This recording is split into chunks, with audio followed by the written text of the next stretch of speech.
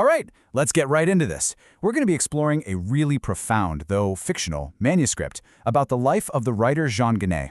And it's really a story about identity. You know, the masks we all wear, the characters we build for the world, and what's actually left when that performance is finally over. It's the kind of story that kind of forces you to look in the mirror and ask, who are you when nobody's watching? So our narrator here is the famous writer Jean Genet. But he didn't just live a life, he built one, meticulously. He took all these raw materials, being a thief, an outcast, an artist, and he literally forged them into a legend, a spectacle for the entire world to see. And that's really our jumping off point. Because this is the story of that powerful identity being completely, and I mean completely dismantled. But the stage for this isn't some grand theater, or even the prison cell where he first built his legend. No, it's a sterile, white hospital room. A place where the legend of Jean Genet means absolutely nothing at all. Okay, so Section 1, the prison of a name. This is where we find our narrator really trapped between two totally conflicting realities. The icon he spent a lifetime creating and the anonymous, failing body he's now become. And here is the central paradox of his entire life. The very thing that gave him all this power, that name Jean Genet, has become his ultimate cage. Think about it.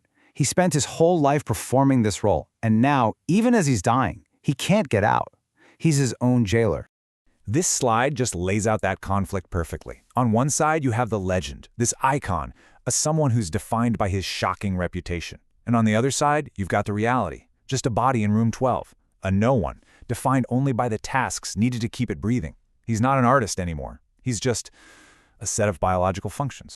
So this process of being uninvented, stripped of his name, his history, his entire legacy, it isn't happening through cruelty. Oh no, it's happening through something far more subtle and for him, way more terrifying. Which brings us to Section 2, the erasure of kindness.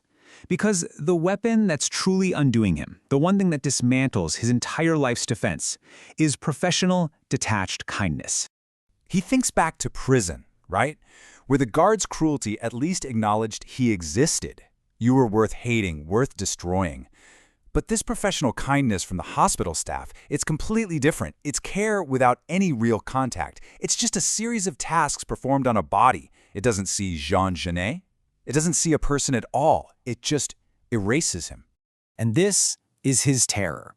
His entire identity was built on fighting back, on turning cruelty and rejection into art. But how do you fight kindness? I mean, how do you rebel against someone who is just gently changing your sheets? You can't.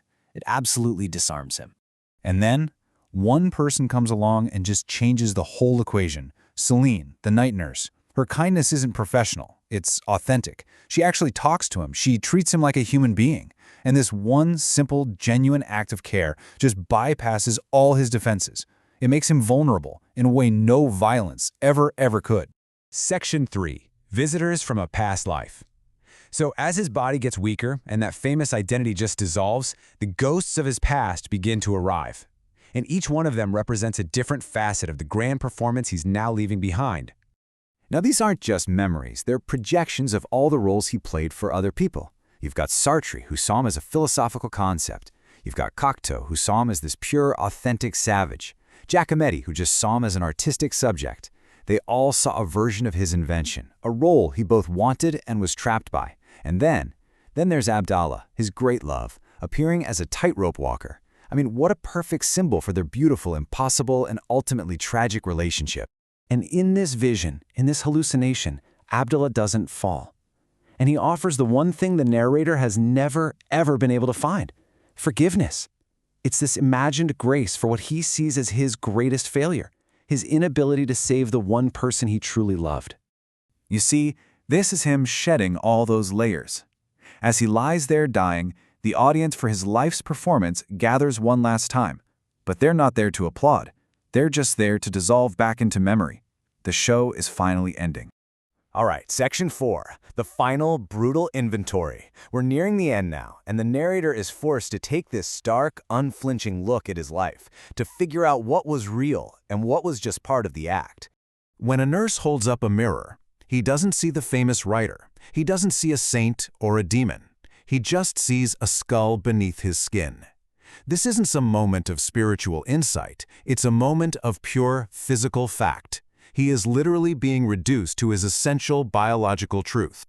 So what's left in this final accounting? His books? Well, they've got a life of their own now. His reputation?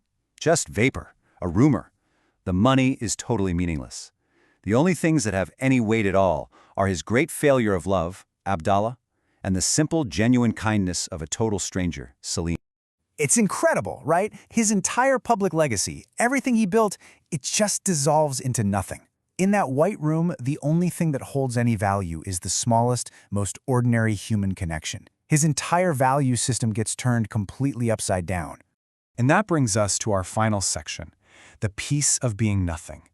Because in his last moments, completely stripped of his invention, the narrator doesn't find terror. He finds a profound and totally unexpected peace.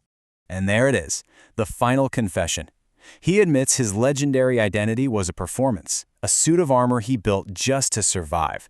And now, as he dies, that armor is finally being taken off. He is, maybe for the first time in his adult life, becoming free. The audience has gone home. The lights are down.